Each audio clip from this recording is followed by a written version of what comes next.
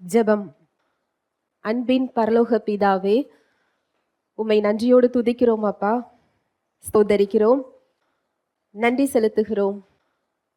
உம்முடைய அன்புக்காக, கிருபைக்காக, இரக்கங்களுக்காக நன்றி அப்பா. உம்முடைய கிருபை காலை தோறும் புதிதாய் இருக்கிறது, நன்றி செலுத்துகிறோம் அப்பா. காருண்யம் என்னும் கேடகத்தினால் எங்களை நீர் சூழ்ந்து கொண்டு இருக்கிறீரப்பா, நன்றி செலுத்துகிறோம். நாங்கள் நிற்பதும் நிர்மூலமாகாமல் இருப்பதும் உம்முடைய சுத்த கிருபை தகப்பனே, நன்றி செலுத்துகிறோம். நீர் செய்த நன்மைகள் ஏராளம், நன்றி செலுத்துகிறோம் அப்பா.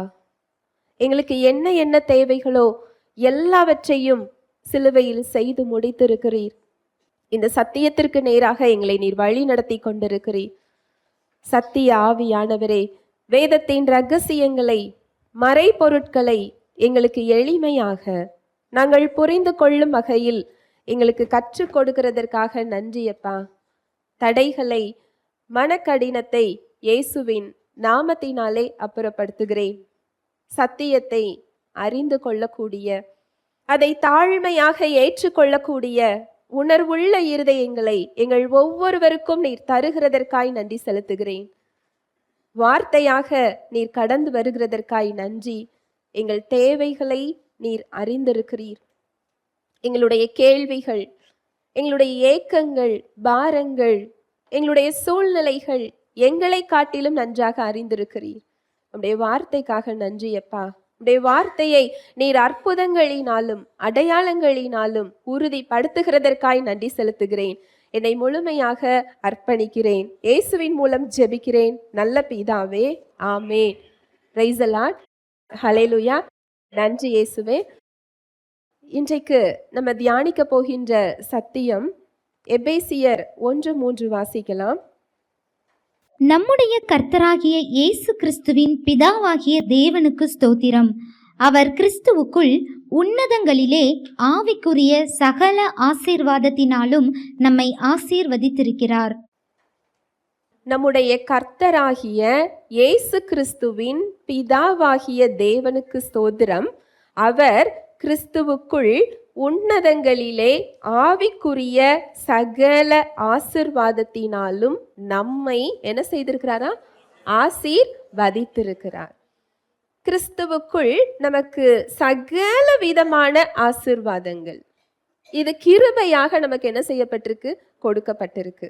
இந்த கிருபை அப்படிங்கிறதற்கான பொருள் என்னவென்றால், அதை பெற்றுக்கொள்றதற்கு நமக்கு தகுதி கிடையாது. எனக்கு இது உண்டா என்று நீங்க எதிர்பார்த்துக்கிட்டு இருக்கிறீங்கன்னு சொன்னா, இது தகுதி பார்த்து கொடுக்கப்பட்டது அல்ல. இந்த கிருபைக்குள் சகல ஆசீர்வாதங்களும் அடக்கம். இன்றைக்கு நீங்க என்ன என்ன தேவையில இருக்கிறீங்களோ எல்லா ஆசீர்வாதங்களும் அந்த கிருபைக்குள் என்ன செய்யப்பட்டிருக்கு? கொடுக்கப்பட்டிருக்கு. இந்த கிருபையை பெருகச் செய்கின்ற இடங்கள் என்று சில இடங்கள் இருக்கு. வாசிக்கலாம். லூக்கா 6:38. கொடுங்கள், அப்பொழுது உங்களுக்கும் கொடுக்கப்படும். அமுக்கி குலுக்கி சரிந்து விழும்படி நன்றாய் அளந்து உங்கள் மடியிலே போடுவார்கள். நீங்கள் எந்த அளவினால் அளக்கிறீர்களோ அந்த அளவினால் உங்களுக்கும் அளக்கப்படும் என்றார். கொடுங்கள், அப்பொழுது உங்களுக்கு என்ன செய்யப்படுமா? கொடுக்கப்படும். அதுவும் எப்படி கொடுக்கப்படுமா? அமுக்கி குலுக்கி சரிந்து விழும்படி நன்றாய் அளந்து உங்கள் மடியிலே போடுவார்கள். நீங்கள் எந்த அளவினால் அளக்கிறீர்களோ அந்த அளவினால் உங்களுக்கு என்ன செய்யப்படுமா? அளக்கப்படுமா. இந்த கொடுங்கள், அப்பொழுது உங்களுக்கு கொடுக்கப்படும் அப்படிங்கிறது பணத்துக்கு மாத்திரம் இல்லை. நம்ம பண தேவை என்றால் கொடுக்க கற்றுக்கொண்டிருக்கிறோம். தேவனுக்கும் அவருடைய ராஜ்யத்திற்கும் ஊழியங்களுக்கும் தேவ பிள்ளைகளுக்கும் என்ன செய்கிறோம்? கொடுக்கிறோம். இது பணத்துக்கு மாத்திரம் இல்லை, எல்லாவற்றிற்கும். உங்க கிருபை பெருகுவதற்கும் உங்களுக்கு என்ன தேவையோ அதை நீங்க என்ன செய்யணுமா? கொடுக்கணுமா. நீங்க எதுல குறைவாக இருக்கிறீர்களோ அதை நீங்க என்ன செய்யணுமா? கொடுக்கணுமா. உங்களுக்கு தேவையா அந்த இடத்த நீங்க என்ன செய்யணும்? மற்றவர்களுக்கு கொடுக்கணும். கொடுங்கள், அப்பொழுது உங்களுக்கு கொடுக்கப்படும். அமுக்கி குலுக்கி சரிந்து விழும்படி நன்றாய் அளந்து உங்கள் மடியிலே போடுவார்கள். அந்த அளவுகோல் தேவனுடைய கையில இல்ல, யார் கையிலன்னு போட்டிருக்கு பாருங்க. நீங்கள் எந்த அளவினால் அளக்கிறீர்களோ அந்த அளவினால் உங்களுக்கு என்ன செய்யப்படும்? அளக்கப்படும். அந்த மெஷர்மெண்ட் யார் கையில இருக்குதா? நம்முடைய கரத்தில். இது பணம் மாத்திரம் இல்லை. இன்றைக்கு சமாதானம் இழந்து இருக்கிறீங்களா? சமாதானத்தை நீங்க என்ன செய்யணும்? கொடுக்கணும். நீங்க சந்தோஷத்தை இழந்து இருக்கிறீங்களா? சந்தோஷத்தை என்ன செய்யணும்? கொடுக்கணும். தேவன் கிட்ட மன்னிப்பு வேணும்னு காத்துக்கிட்டு இருக்கிறீங்களா? இது நீங்க கேட்கறதற்கு முன்பதாகவே அந்த மன்னிப்பு கிருபைக்குள்ள என்ன செய்யப்பட்டாச்சு? கொடுக்கப்பட்டாச்சு. நீங்க பிறருக்கு அந்த மன்னிப்பை என்ன செய்யணும்? கொடுக்கணும். அன்பை பிறருக்கு என்ன செய்யணும்? கொடுக்கணும். எனக்கு அன்பு தேவை, எனக்கு இந்த இடத்துல எனக்கு அன்பு இல்லை, இந்த நபர்கிட்ட எனக்கு அன்பு கிடைக்கல, இந்த இடத்துல நான் அன்புக்காக நான் காத்து கொண்டிருக்கிறேன், இந்த நபர் எனக்கு மாற வேண்டும் நினைக்கிறீங்களா? நீங்க முதல்ல என்ன செய்யணும்? மாறணும். ஹல்லேலூயா, பிரைஸ் தி லார்ட். இது நம்முடைய வல்லமையில அவர் செய்ய சொல்லவில்லை. கலாத்தியர் 6:7. மோசம் போகாதிருங்கள், தேவன் தம்மை பரியாசம் பண்ண ஒட்டார், மனுஷன் எதை விதைக்கிறானோ அதையே அறுப்பான். மோசம் போகாதிருங்கள், தேவன் தம்மை பரியாசம் பண்ண ஒட்டார், மனுஷன் எதை விதைக்கிறானோ அதையே அறுப்பான். இது விதைப்பையும் அறுவடையையும் குறித்து இதுல என்ன செய்யப்பட்டிருக்கு? சொல்லப்பட்டிருக்கு. இது ஒரு விதி. இது ஒரு ஊர்ல நடக்கிற விதி கிடையாது. ஒட்டுமொத்த உலகத்துக்கும் விதைப்பும் அறுவடையும் ஒரே விதிதான். அதுல எந்த மாற்றமும் இல்லை. ஒரு தானியத்தை விதைக்கும் போது, ஒரு நெல்லை நம்ம விதைக்கிறோம், முளைக்கிறது எது முளைக்கும்? நெல்லு தான் முளைக்கும். ஒரு கத்தரி விதையை நீங்க போடுறீங்க, முளைக்கிறது எது முளைக்கும்? கத்தரி விதை தான் முளைக்கும். ஆதாம் மூலமாக வந்த பாவத்தினால ஒட்டுமொத்த மனுக்குலமும் பாவத்தின் இயல்பை பெற்றிருந்தது. பாவத்தின் சம்பளம் மரணம்தான். தேவனிடத்துல செல்லக்கூடிய தகுதியை நாம் இழந்து விட்டோம். அவருடைய வாக்கு தத்தங்களுக்கு நாம் எல்லோரும் அந்நியர்களா இருந்தோமா? ஆவியில மரித்து போய் இருந்தோம். அவரிடத்துல செல்கிறதற்கான அந்த தகுதி நம்மிடத்தில் இல்லை. நாம் பெற்றுக்கொள்ள வேண்டிய இடம் வேற. நாம எதை விதைச்சிருந்தோமோ அதை நாம அறுவடை செய்யாத படிக்கு ஆண்டவராகிய இயேசு கிறிஸ்து என்ன விதைச்சிருக்கிறாரோ அதை நாம் இப்பொழுது அறுவடை செய்து கொண்டிருக்கிறோம். ஹல்லேலூயா, பிரைஸ் தி லார்ட். அந்த விதியை இயேசு கிறிஸ்து நிறைவேற்றி இருக்கிறார். நாம எதை பெற்றுக்கொள்ளணுமோ அதை அவர் என்ன செஞ்சு கொண்டாரா? பெற்றுக்கொண்டாராம். அவர் சிலுவையில் விதைத்ததை இன்று நாம் என்ன செஞ்சுக்கிட்டு இருக்கிறோம்? அறுவடை செய்திருக்கிறோம். அவர் சிலுவையில் நீதியை நமக்கு கொடுத்திருக்கிறார். அதை கிறிஸ்துவின் மூலம் நம்ம என்ன செஞ்சிருக்கிறோம்? பெற்றிருக்கிறோம். அங்கு அவர் பிதாவின் சித்தத்திற்கு தன்னுடைய ஜீவனை கொடுப்பதற்கு அவர் அங்கு கீழ்ப்படிதல் என்ற ஒரு விதை அவர் அங்க என்ன செய்கிறார்? விதைக்கிறார். அதனால் நாம் தேவனால் என்ன செய்யப்பட்டிருக்கிறோம்? ஏற்றுக்கொள்ளப்பட்டிருக்கிறோம். நான் சொல்ல வர்றது புரியுதா? அவர் கீழ்ப்படிதல் அப்படிங்கிற ஒரு விதையை அங்க என்ன செய்கிறார்? விதைக்கிறார். நீங்க விதைன்னு சொன்ன உடனே தானியம், நம்ம விதைக்கிறது காய்கறி, பழம், அந்த விதையை யோசிக்காதீங்க. நீங்க பேசுகின்ற ஒவ்வொரு வார்த்தைகளும், நீங்க சிந்திக்கின்ற ஒவ்வொரு எண்ணங்களும், நீங்கள் செயல்படுத்துகின்ற ஒவ்வொரு செயல்களும் விதைகளே. ஹல்லேலூயா, பிரைஸ் தி லார்ட். அவர் கீழ்ப்படிதல் அப்படிங்கிற ஒரு செயலை அங்க விதைக்க போய் தான் நாம் இன்றைக்கு தேவனால் என்ன செய்யப்பட்டிருக்கிறோம்? ஏற்றுக்கொள்ளப்பட்டிருக்கிறோம். அவர் அங்கு தண்டனையை ஏற்றுக்கொண்டதினால் இன்று நாம் சுகமாக்கப்பட்டிருக்கிறோம். அந்த அறுவடையை நாம் என்ன செஞ்சுக்கிட்டு இருக்கிறோம்? பெற்றுக்கொண்டிருக்கிறோம். அவர் அங்கு புறக்கணிக்கப்பட்டதினால் இன்று நாம் தேவனுடைய பிள்ளை என்ற இடத்துக்கு என்ன செஞ்சிருக்கிறோம்? வந்திருக்கிறோம். அவர் அங்கு சாபமாக்கப்பட்டதினால் இன்றைக்கு நாம் அவருடைய ஆசீர்வாதத்தை என்ன செஞ்சிருக்கிறோம்? பெற்றிருக்கிறோம். கலாத்தியர் 3:13 வாசிக்கலாம். மரத்திலே தூக்கப்பட்ட எவனும் சபிக்கப்பட்டவன் என்று எழுதியிருக்கிறபடி கிறிஸ்து நமக்காக சாபமாகி நியாய பிரமாணத்தின் சாபத்திற்கு நம்மை நீங்களாக்கி மீட்டு கொண்டார். மரத்திலே தூக்கப்பட்ட எவனும் சபிக்கப்பட்டவன் என்று எழுதியிருக்கிறபடி கிறிஸ்து நமக்காக சாபமாகி நியாயப்பிரமாணத்தின் சாபத்திற்கு நம்மை நீங்களாக்கி மீட்டு கொண்டார். தேவனுடைய எல்லா ஆசீர்வாதத்திற்கும் இங்கு நம்மை தகுதியுள்ளவர்களா என்ன செஞ்சிட்டாரு? மாற்றி விட்டார். அங்கு அவர் சாபமாக்கப்பட்டதின் மூலம், அந்த செயலின் மூலம் இன்றைக்கு நம்ம தேவனுடைய ஆசீர்வாதத்தை அறுவடை செய்து கொண்டிருக்கிறோம். அங்கு ஒருவர் ஒரு செயலை என்ன செய்திருக்கிறார்? விதைத்திருக்கிறார். ஒரு வசனத்தில் ஆண்டவராகிய இயேசு கிறிஸ்து ரொம்ப அழகாக சொல்லி இருப்பார், ஒரு கோதுமை மணி நிலத்திலே விழுந்து சாகாததாகில் அது தனித்திருக்கும், அது செத்ததே ஆகில் அது என்ன செய்யும்? மிகுந்த பலனை கொடுக்கும். அங்கு கோதுமை மணின்னு சொல்றது அவரை தான் அவர் சொல்றாரு. அங்கு அவர் விதைக்கப்பட்டதினால் இன்றைக்கு அறுவடையாக அவர் உங்களையும் என்னையும் அவர் பெற்றிருக்கிறார். ஹல்லேலூயா, பிரைஸ் தி லார்ட். இப்ப சொல்லுங்க, நம்முடைய ஒவ்வொரு எண்ணங்களுக்கும், நம்முடைய ஒவ்வொரு வார்த்தைகளுக்கும், நம்முடைய ஒவ்வொரு செயல்களுக்கும் ஒரு பலன் உண்டு. அதுதான் லூக்கால சொல்லப்பட்டிருக்கு. மறுபடி வாசிக்கலாம். லூக்கா 6:38. கொடுங்கள், அப்பொழுது உங்களுக்கும் கொடுக்கப்படும். அமுக்கி குலுக்கி சரிந்து விழும்படி நன்றாய் அளந்து உங்கள் மடியிலே போடுவார்கள். நீங்கள் எந்த அளவினால் அளக்கிறீர்களோ அந்த அளவினால் உங்களுக்கும் அளக்கப்படும் என்றார்.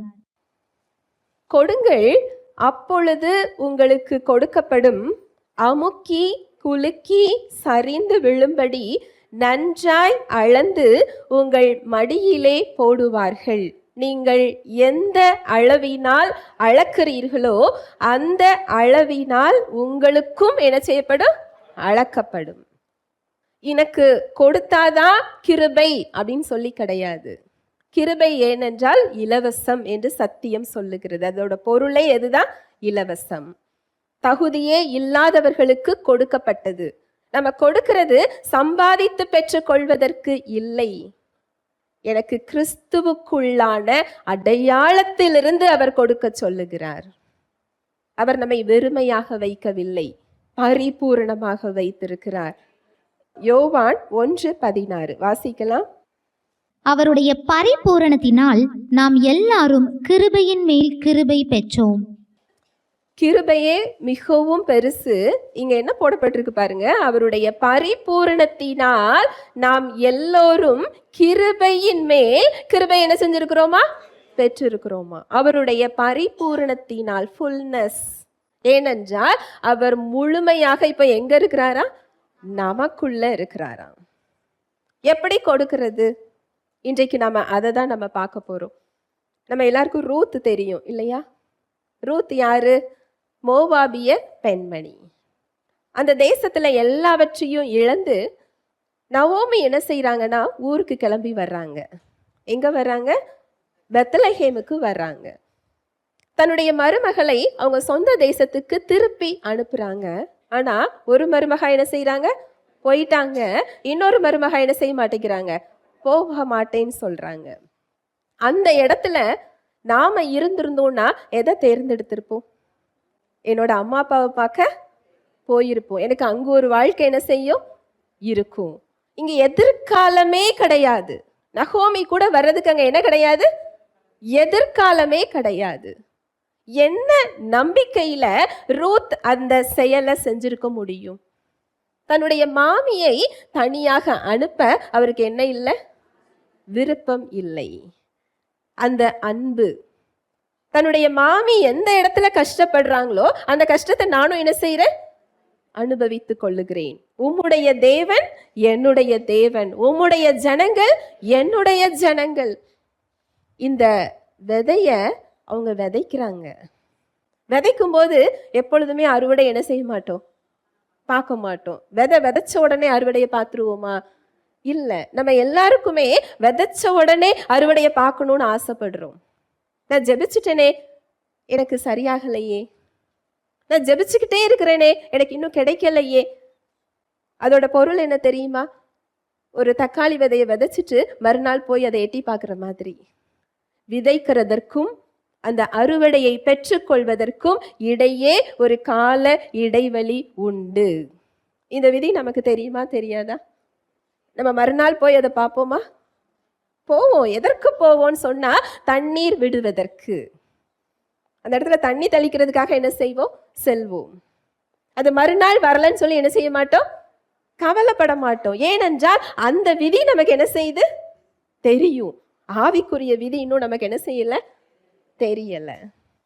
அங்க ஒரு விதையை விதைக்கிறாங்க. அன்புங்கிற விதை, விட்டு கொடுத்தல்ங்கிற விதை, அவங்கள கவனிக்கிற கரிசனை அப்படிங்கிற ஒரு விதை, நிறைய விதைகளை ரூத் விதைக்கிறாங்க. அங்க அந்த பலன் அவங்க பார்த்தாங்களா இல்லையா? நிச்சயமா பார்த்தாங்க. அதுவும் சின்ன பலனெல்லாம் இல்லை. ஆண்டவராகிய இயேசு கிறிஸ்து அவருடைய வழித்தோன்றலில் தான் வெளிப்பட்டார். எப்பேற்பட்ட ஒரு பாக்கியம் இல்லையா? அவங்க போய் நின்ற இடமே அது போவாசின் நிலமாக இருந்தது. இந்த தயவு அவங்களுக்கு எப்படி வந்தது? ஏனென்றால் இந்த பெண்மணி ரூத் தயவுங்கிற ஒரு விதையை அங்க என்ன செய்யறாங்க? விதைச்சாங்க. நான் சொல்ல வர்றது உங்களுக்கு புரியுதா? நிறைய பேர் கவுன்சிலிங் வருவாங்க. நான் கவுன்சிலிங் வர்றவங்க மாத்திரம் இல்லை, என்னோட இருக்கிறவர்களா இருக்கட்டும், உறவுகளா இருக்கட்டும், நிறைய பேரை நான் பார்க்குறேன். சத்தியம் தெரிகிறது, நன்றாக சத்தியம் பேசுகிறவர்களாக இருக்கிறாங்க, வசனத்தை சொல்றாங்க, அறிக்கை இடுறாங்க. ஆனா இந்த தயவை மற்றவர்கள்ட்ட காமிக்கிறதுக்கு அவங்களுக்கு இன்னும் என்ன செய்யல? வரல. ஆனா எனக்கு இன்னும் தேவன் கிட்ட இருந்து தயவு வெளிப்படலைங்கிற ஒரு சோர்வு அவங்களுக்கு என்ன செய்யுது? வருகிறது. நான் சொல்றது புரியுதா? இந்த தயவை நான் காண்பித்தால் தான் எனக்கு கிருபையா என்றால் நிச்சயமாக இல்லை. நான் சொல்றத தவறாக புரிந்து கொள்ளாதீங்க. அப்படி தயவு எனக்கு காமிச்சாதான் கிருபை வெளிப்படும் என்றால் அதுக்கு பேர் கிருபை இல்லை. இங்க சத்தியம் என்ன சொல்லுதுன்னு சொன்னா, நீங்க தயவு காண்பிக்கிறது ரட்சிக்கப்படுவதற்காக இல்லை, தேவனுடைய இரக்கத்தையும் மன்னிப்பையும் பெற்றுக்கொள்வதற்காக இல்லை, சுகத்தை பெற்றுக்கொள்வதற்காக இல்லை. ஏற்கனவே அது உங்களுக்கு என்ன செய்யப்பட்டாச்சு? கொடுக்கப்பட்டாச்சு. அது உங்களிடத்தில் பெருகுவதற்காக. ஹல்லேலூயா, பிரைஸ் தி லார்ட். கிருபையை பெருகச் செய்கின்ற இடம் இது. நீங்க ஒருத்தங்களுக்கு தயவு காண்பிக்கலங்கிறதுனால உங்க ரட்சிப்பை நீங்க இழந்து போறது இல்லை, தேவன் உங்களை விட்டு விலகி போறது இல்லை. ஆனா அந்த தயவு பெருகிற இடம் அதுவல்ல. ஒருத்தங்களுக்கு நாம ஒரு தயவை காண்பிக்கும் போது இன்னொரு பக்கத்துல இருந்து நமக்கு தயவு என்ன செய்யும்? வரும். அதுவும் அந்த அளவுகோல் யாருடைய கையில இருக்குதா? நம் கைகளில். எந்த அளவினால் நீங்கள் அளக்கிறீர்களோ அந்த அளவினால் உங்களுக்கும் என்ன செய்யப்படும்? அளக்கப்படும். இது ஒரு ஆவிக்குரிய விதி. வாசிக்கலாம். உபாகமம் 28:1-2. இன்று நான் உனக்கு விதிக்கிற உன் தேவனாகிய கர்த்தருடைய கட்டளைகளின்படியெல்லாம் செய்ய நீ கவனமாயிருக்கும்படிக்கு அவர் சத்தத்திற்கு உண்மையாய் செவி கொடுப்பாயானால் உன் தேவனாகிய கர்த்தர் பூமியில் உள்ள சகல ஜாதிகளிலும் உன்னை மேன்மையாக வைப்பார். நீ உன் தேவனாகிய கர்த்தரின் சத்தத்துக்கு செவி கொடுக்கும்போது இப்பொழுது சொல்லப்படும் ஆசீர்வாதங்கள் எல்லாம் உன்மேல் வந்து உனக்கு பலிக்கும். இந்த அதிகாரம் உங்க எல்லாருக்கும் ரொம்பவே தெரிந்த ஒரு அதிகாரம். என்னென்ன ஆசீர்வாதங்கள் நமக்கு கொடுக்கப்பட்டிருக்குன்னு சொல்லி இந்த அதிகாரத்துல சொல்லப்பட்டிருக்கும். பழைய உடன்படிக்கையில இந்த கட்டளைகளை எல்லாம் நீ கடைபிடித்தால் இந்த ஆசீர்வாதம் உனக்கு உண்டு என்று சொல்லப்பட்டிருக்கும். இந்த கட்டளைக்கு நீ கீழ்ப்படிந்தால், இதை நீ செய்தால், இதன்படி நீ வாழ்ந்தால் உனக்கு இந்த ஆசீர்வாதத்தை நீ என்ன செய்ய முடியும்? பெற முடியும். இன்றைக்கு புதிய உடன்படிக்கையில அதே செயலை நம்மை செய்ய சொல்லுகிறார். எதற்காகனா அதை பெற்றுக்கொள்வதற்காக இல்லை. ஏற்கனவே நான் தேவனால் ஏற்றுக்கொள்ளப்பட்டிருக்கிறதினால் நான் இந்த செயலை நான் என்ன செய்கிறேன். ஏற்கனவே நான் தேவனால் அன்பு கூறப்பட்டிருக்கிறதினால் நான் அன்பை வெளிப்படுத்துகிறேன். ஏற்கனவே தேவனுடைய பிள்ளையாய் நான் மாற்றப்பட்டிருக்கிறதினால் நான் பரிசுத்தமாக வாழ விரும்புகிறேன். உங்களுக்கு வித்தியாசம் புரியுதா? நீங்க பரிசுத்தமாக வாழ்ந்தால்தான் ரட்சிப்புன்னு கிடையாது. அப்படி நீங்க பரிசுத்தமாக வாழ்ந்த பிறகுதான் ரட்சிப்பு என்றால் ஒருவர் கூட பரலோகத்துக்கு என்ன செய்ய முடியாது? போக முடியாது. நீங்களாக உங்க ரட்சிப்பை பெற்றுக்கொள்ள முடியும்னு சொன்னா கிறிஸ்து மரித்தது வீணா இருக்குமே பவுல் கேட்கிறாரு. கிறிஸ்து இறங்கி வர்றதுக்கான அவசியம் இல்ல. நம்முடைய பலத்தில் நாமே வாழ்ந்து பரலோக அனுபவத்தை என்ன செய்ய முடியும்? பெற்றுக்கொள்ள முடியும். அப்படி வர முடியாது. நான் தேவனால் ஏற்றுக்கொள்ளப்பட்டிருக்கிறதினால் நான் இந்த செயலை நான் என்ன செய்யறேன். அதுதான் வசனம் சொல்லுது, மத்தேயு 5:48. ஆகையால் பரலோகத்தில் இருக்கிற உங்கள் பிதா பூரண சர்க்குணராய் இருக்கிறது போல நீங்களும் பூரண சர்க்குணராய் இருக்க கடவீர்கள். நாம் எதனால பூரண சர்க்குணராய் இருக்கணும்னு சொன்னா அவர் எனக்கு அதை கொடுத்திருக்கிறார். ஹல்லேலூயா, பிரைஸ் தி லார்ட். அங்க ரூத் மாத்திரம் இல்ல, ஆபிரகாம் லோத்துக்கு விட்டு கொடுக்கும்போது, லோத்துக்கு அந்த சொத்து கிடைத்ததே யார் மூலம்தான் கிடைத்தது? ஆபிரகாம் மூலம்தான். அங்க சொத்தை பிரிக்க போறாங்க. லோத்து என்ன செஞ்சிருந்திருக்கணும்? ஆபிரகாம் கிட்ட அந்த தீர்மானத்தை என்ன செஞ்சிருக்கணும்? கொடுத்திருக்கணும். ஆனா இல்ல, இருக்கிறதுலயே சிறந்தது எதுவோ அதை அங்கு தேர்ந்தெடுத்து கொள்ளுகிறார். ஆபிரகாம் வருத்தப்படல, காயப்படல, அழுது புலம்பல, சந்தோஷமா என்ன செய்யறாரு? வனாந்திரத்திற்கு செல்லுகிறார். அந்த வனாந்திரம் அங்க செழிப்பாக என்ன செய்கிறது? மாறுகிறது. இதுதான் அந்த தயவு. நீங்க ஒருத்தங்களுக்கு தயவு கொடுக்கும்போது இன்னொரு பக்கம் தயவு என்ன செய்யும்? பெருகும். அந்த உடன்படிக்கையை விட இன்றைக்கு சிறந்த உடன்படிக்கையின் கீழ் நாம் வாழ்ந்து கொண்டிருக்கிறோம்.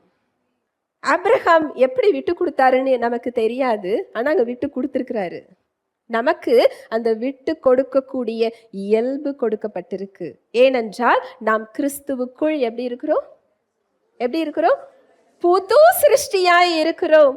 என்னுடைய இயல்பில் கொஞ்சத்தை உங்களுக்கு நான் தருகிறேன் அவர் என்ன செய்யல சொல்ல. என்னுடைய இயல்பையே நீங்க பெற்றிருக்கிறீங்க. 1 யோவான் 4:17. நியாய தீர்ப்பு நாளிலே நமக்கு தைரியம் உண்டாயிருக்கத்தக்கதாக அன்பு நம்மிடத்தில் பூரணப்படுகிறது. ஏனென்றால் அவர் இருக்கிற பிரகாரமாக நாமும் இவ்வுலகத்தில் இருக்கிறோம். நியாய தீர்ப்பு நாளிலே நமக்கு தைரியம் உண்டாயிருக்கத்தக்கதாக அன்பு நம்மிடத்தில் பூரணப்படுகிறது. ஏனென்றால் அவர் இருக்கிற பிரகாரமாக நாமும் இவ்வுலகத்துல என்ன செய்யறோமா? இருக்கிறோம். யார் இருக்கிற பிரகாரமா? இயேசு கிறிஸ்து இப்பொழுது எப்படி இருக்கிறாரோ அதே போல உங்க ஆவியில என்ன செஞ்சுக்கிட்டு இருக்கிறீங்க? இருந்து கொண்டு இருக்கிறோம். என்னால இதை விதைக்க முடியாதுன்னு சொல்லி நம்ம என்ன செய்ய முடியாது? சொல்ல முடியாது. அவர் நம்முடைய பலத்துல விதைக்க சொல்லவில்லை. அவர் பலத்தில் அதை என்ன செய்ய சொல்லுகிறார்? விதைக்க சொல்லுகிறார். எதற்காக என்றால் பெருக செய்வதற்காக. உங்க கையில ஒரே ஒரு நெல் வச்சிருக்கிறீங்க. அந்த நெல்லை உங்க கையில வச்சிருக்கிற வரைக்கும் அது ஒரு நெல்லாகவே என்ன செய்யும்? இருக்கும். அது நிறைய நெல்லா மாறணும்னு சொன்னா, அது பெருகணும்னா அந்த நெல்லை என்ன செய்யணும்? விதைக்கணும். அது போலதான் உங்களுக்குள்ள அவரது வாழ்வு இருக்கு. அந்த கிருபைங்கிறது உங்களுக்குள்ள வைத்திருக்கிறது இல்ல, உங்க மூலமாக அது வெளிப்படுவதற்கு. நீங்க வாய்க்கால் களஞ்சியம் நம்ம ஒரு குடோன்ல சேர்த்து வைக்கிறது இல்ல, பிறருக்கு கொடுப்பதற்கு. ஹல்லேலூயா, பிரைஸ் தி லார்ட். இது செய்யதான் இந்த கிருபை என்ன செய்யுமா? பெருகும். அதுவும் எப்படி பெருகுமா? அமுக்கி குலுக்கி சரிந்து விழும்படி உங்க மடியில் வந்து என்ன செய்வாங்க? போடுவாங்க. நீங்க யார் வராங்கன்னு சொல்லி நீங்க தேட வேண்டாம். உங்க மடிக்கு இயல்பாகவே அது என்ன செய்யும்? வரும். எப்படி வரும்னு தெரியாது, வரும். அதுவும் ஆவிக்குரிய விதிதான். நிறைய உதாரணங்களை சொல்ல முடியும். தேவைகளை தேடி போக வேண்டியதே இல்லை, தயவை தேடி போக வேண்டியது இல்லை. அன்பை தேடி போக வேண்டியது இல்லை. இருக்கிற இடத்துல அந்த எண்ணங்களை, அந்த வார்த்தைகளை, அந்த செயல்களை விதைகளாக நீங்க விதைக்க விதைக்க விதைக்க அது பல மடங்கு பெருகுகிறத நீங்க பார்க்க முடியும். நம்ம வாங்குகிறதற்கு ரொம்ப ஆசைப்படுறோம், ஆனா கொடுக்கறதுக்கு அப்படிங்கும்போது நமக்கு எப்படி இருக்குது? கஷ்டமா இருக்கு. சாத்தான் எப்படி வஞ்சித்து வச்சிருக்கிறான் பாருங்களேன். ஏனென்றால் கொடுத்தால் தான் அது என்ன செய்யும்? பெருகும். நமக்கு இயல்பாகவே நமக்கு வைத்து கொண்டு மீதியை தான் கொடுத்து பழக்கம் இல்லையா? அதுவும் ஒரு சிலர் கெட்டு போனா கூட என்ன செய்ய மாட்டோம்? கொடுக்க மாட்டோம். அவங்களுக்கு ஒரு உண்மை புரியல, அது கொடுத்தால்தான் அது பெருகும். நீங்க கொடுத்து பாருங்க, அன்பை கொடுத்து பாருங்க. அந்த அன்பு உங்களுக்கு எங்கிருந்து வருதுன்னு தெரியாது. அந்த அன்பு பெருகுகிறத பார்ப்பீங்க. அது ஒரு விதை தான். எனக்கு இதை கொடுத்தாதான் அவர் கொடுப்பாரானா இல்லை, ஏற்கனவே நீங்க அதை பெற்றிருக்கிறீங்க. அந்த விதை உங்களுக்குள்ள இருக்கிறது. அந்த அன்புங்கிற விதை உங்களுக்குள்ள இருக்கு. அந்த தயவுங்கிற விதை உங்களுக்குள்ள இருக்கு. மன்னிப்புங்கிற விதை உங்களுக்குள்ள இருக்குது. ஒரு சம்பவத்தை சொல்கிறார், வாசிக்கலாம். மத்தேயு 18:24 முதல். அவன் கணக்கு பார்க்க தொடங்கின போது 10,000 தாலந்து கடன் பட்டவன் ஒருவனை அவனுக்கு முன்பாக கொண்டு வந்தார்கள். கடனை தீர்க்க அவனுக்கு நிர்வாகம் இல்லாதபடியால் அவனுடைய ஆண்டவன் அவனையும் அவன் பெண்ஜாதி பிள்ளைகளையும் அவனுக்கு உண்டான எல்லாவற்றையும் விற்று கடனை தீர்க்கும்படி கட்டளையிட்டான். அப்பொழுது அந்த ஊழியக்காரன் தாழ விழுந்து வணங்கி, ஆண்டவனே, என்னிடத்தில் பொறுமையாயிரும், எல்லாவற்றையும் உமக்கு கொடுத்து தீர்க்கிறேன் என்றான். அந்த ஊழியக்காரனுடைய ஆண்டவன் மனதிறங்கி அவனை விடுதலை பண்ணி கடனையும் அவனுக்கு மன்னித்து விட்டான். அப்படி இருக்க அந்த ஊழியக்காரன் புறப்பட்டு போகையில் தன்னிடத்தில் 100 வெள்ளிப்பணம் கடன்பட்டிருந்தவனாகிய தன் உடன் வேலைக்காரரில் ஒருவரை கண்டு அவனை பிடித்து தொண்டையை நெரித்து, நீ பட்ட கடனை எனக்கு கொடுத்து தீர்க்க வேண்டும் என்றான். அப்பொழுது அவனுடைய உடன் வேலைக்காரன் அவன் காலிலே விழுந்து, என்னிடத்தில் பொறுமையாயிரும், எல்லாவற்றையும் உமக்கு கொடுத்து தீர்க்கிறேன் என்று அவனை வேண்டிக் கொண்டான். அவனோ சம்மதியாமல் போய் அவன் பட்ட கடனை கொடுத்து தீர்க்கும் அளவும் அவனை காவலில் போடுவித்தான். நடந்ததை அவனுடைய உடன் வேலைக்காரர் கண்டு மிகவும் துக்கப்பட்டு ஆண்டவனிடத்தில் வந்து நடந்ததையெல்லாம் அறிவித்தார்கள். அப்பொழுது அவனுடைய ஆண்டவன் அவனை அழைப்பித்து, பொல்லாத ஊழியக்காரனே, நீ என்னை வேண்டிக் கொண்டபடியினால் அந்த கடன் முழுவதையும் உனக்கு மன்னித்து விட்டேன். நான் உனக்கு இறங்கினது போல நீயும் உன் உடன் வேலைக்காரனுக்கு இறங்க வேண்டாமோ என்று சொல்லி அவனுடைய ஆண்டவன் கோபமடைந்து அவன் பட்ட கடனை எல்லாம் தனக்கு கொடுத்து தீர்க்கும் அளவும் உபாத்துகிறவர்களிடத்தில் அவனை ஒப்பு கொடுத்தான். இந்த சம்பவம் நம்ம எல்லாருக்கும் தெரியும். அந்த கடனை அடைக்கிறதுக்கு நிர்வாகமே இல்லாமல் இருக்கும்போது அந்த வேலைக்காரனுடைய எஜமான் அவருக்கு என்ன செய்யறாரா? மன்னிச்சு விடுறாரா. மன்னித்து விட்ட அந்த நபர் அவரிடம் கடன் வாங்கின ஒருத்தரை என்ன செஞ்சாரா? கழுத்தை பிடிச்சாரா. அவர் பெற்றுக்கொண்டது எதை பெற்றுக்கொண்டார்? கிருபை. எதை பெற்றுக்கொண்டார்? கிருபை. அந்த கடனை அடைக்கிறதுக்கு அவர் எந்த செயலும் செய்யல. அது எஜமானுடைய அன்பு, எஜமானுடைய இரக்கம், எஜமானுடைய தயவு. அந்த கிருபையை அவர் பெற்றுக்கொண்டு தன்னிடம் கடன் பெற்றவனுக்கு அங்கு அவர் என்ன கொடுக்கிறாரு? நீ எனக்கு இதை திருப்பி கொடு. அங்கு சட்டப்படி பேசுகிறார். அவர் பெற்றது அங்கு சட்டப்படி என்ன பெறணும்? தண்டனையை தான் பெறணும். சட்டப்படி அவர் அதை பெற்றுக்கொள்ளல, கிருபையை பெற்றுக்கொள்றாரு. தனக்கு உரிய காரியத்துல சட்டத்தை பேசுகிறார். சொல்ல வருது புரியுதா? இங்க சட்டத்தை பேசும் பொழுது கிருபையிலிருந்து அவர் பிரிந்து போகிறார். அததான் பவுல் சொல்றாரு, கலாத்தியர் 5:4. நியாய பிரமாணத்தினால் நீதிமான்களாக விரும்புகிற நீங்கள் யாவரும் கிறிஸ்துவை விட்டு பிரிந்து கிருபையினின்று விழுந்தீர்கள். எப்பொழுது நாம கிருபையில வாழ்றத விட்டுட்டு நாம சட்டப்படின்னு சொல்லி போறோமோ, நம்முடைய சொந்த பலத்துல நிற்கிறோம், அப்பொழுது குழப்பத்துக்குள்ளேயும் கவலையிலையும் நம்மளுடைய சிந்தனைகள்ல எமோஷனலி உணர்வுகளின்படி ஒரு கட்டுகளுக்குள்ளேயும் நம்ம என்ன செய்யறோம்? போகின்றோம். இந்த சம்பவம் அதை தான் சொல்லுது. உபாதிக்கிறவர்கள் அப்படிங்கிறது உங்களை மென்டலி, உங்க மனதளவில் உங்களுக்கு டார்ச்சர் கொடுக்கிறது. யார் கொடுக்குறா அப்படின்னா, திருடனுக்கு அந்த இடத்துல நீங்க என்ன கொடுக்குறீங்க? அனுமதி கொடுக்குறீங்க. ஏனென்றால் கிருபையை விட்டு பிரிஞ்சு நம்ம சட்டப்படி என்ன செஞ்சுக்கிட்டு இருக்கிறோம்? நின்று கொண்டு இருக்கிறோம். நமக்கு மன்னிப்பு கொடுத்தது எப்படி அவர் மன்னிப்பு கொடுத்திருக்கிறாரு? கிருபையாக. சட்டப்படி நம்ம ஒரு தண்டனையை பெறணும், ஆனா அந்த தண்டனையை கொடுக்காம அவர் கிருபையாக நமக்கு மன்னித்து இரக்கம் பாராட்டி அன்பையும் கொடுத்து பிள்ளை என்ற அந்தஸ்தையும் கொடுத்து அவர் தங்கி இருக்கின்ற உறைவிடமாகவும் அவர் இருந்து கொண்டிருக்கிறார். ஆனா மற்றவர்களோட தொண்டையை நம்ம என்ன செய்யறோம்?